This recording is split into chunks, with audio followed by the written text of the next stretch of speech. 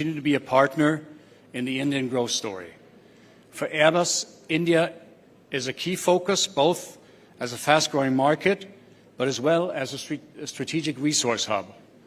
We recognize, leverage, and develop the remarkable local talent through our Airbus engineering, digital, and innovation centers in Bangalore.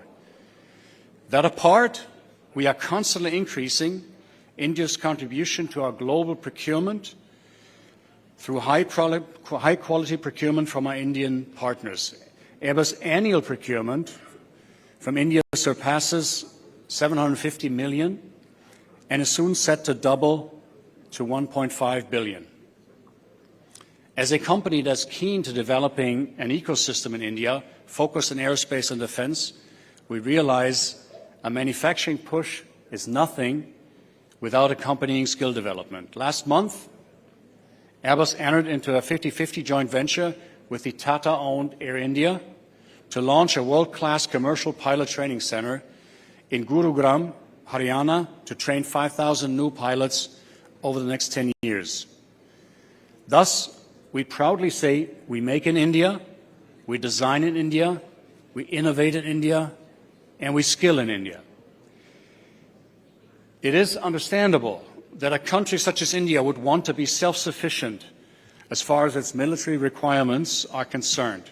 We support this and have embraced this as a core of our business strategy in India. The C295 India program is a telling example. In September 2021, India formalized the procurement of 56 Airbus C295 military transport aircraft to replace the Avro fleet. 16 of these aircraft will be delivered by Airbus from Spain. The remaining 40 will be manufactured and assembled by a partner, Tata Advanced Systems Limited, TASL, at the Tata Airbus C295 final assembly line, Gujarat. The C295 program is a game changer for defense manufacturing in India. It will involve the full development of a complete industrial ecosystem, from manufacturing to assembly,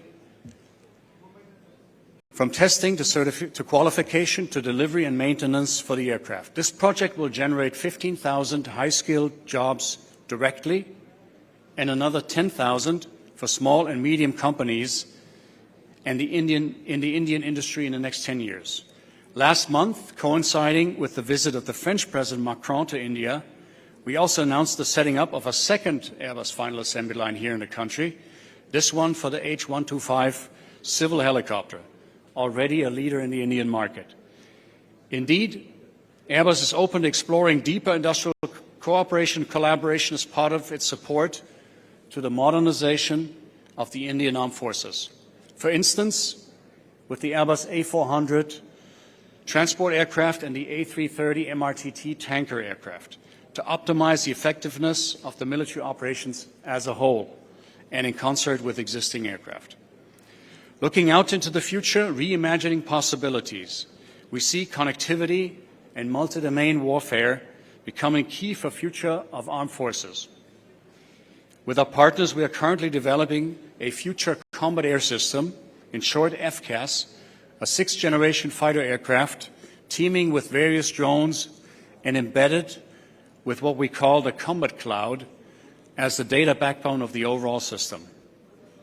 That is a project we've never done before at Airbus Defence and Space at that scale, in terms of size, in terms of volume, but also when it comes to the technological and human skill required. One sector that is on the cusp of greater things is space. The sector is now open to private investment, thanks to the recent decision taken by the government and Prime Minister Modi that will unleash the true potential of the space industry in India. And allow me to say, we at Airbus already have a rich history of collaboration with ISRO. We have jointly designed and developed and built communications satellites in India for European operators. We use Indian launches to put our satellites into orbit, some examples being Spot 6, Spot 7, and DMC-3. Airbus put a majority of the Indian INSAT communication satellites in orbit in association with Arianespace. In the future, we look forward to the opportunity of working with the Indian private space companies to industrialize our space technology in the country to meet the requirements of both defense and the civilian sectors. Ladies and gentlemen, India is taking a place among the leading nations in a transformed international order. What India says and thinks is more and more relevant to a wide range of governments across the world.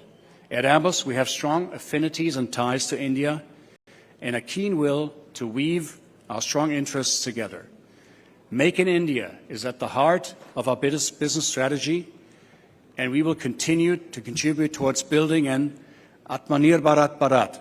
I hope that was somewhat understandable. We are confident that India is well on its way to achieving its ambitions in the aerospace and defense sector, and Airbus is privileged to be a keen partner on this journey with India. Thank you very much and enjoy the evening.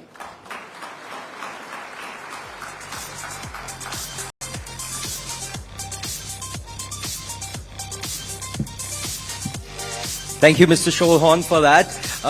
Good evening, ladies and gentlemen. My name is Sumit Lakhotia, and my co-host is Meghna Dekka. We will be taking the sessions ahead. Let's move on quickly to our next exciting session. Our next session is Fissures, Fault Lines, and Future in Search of an Equilibrium, which encapsulates the current state of the global economy, highlighting existing divisions and challenges while exploring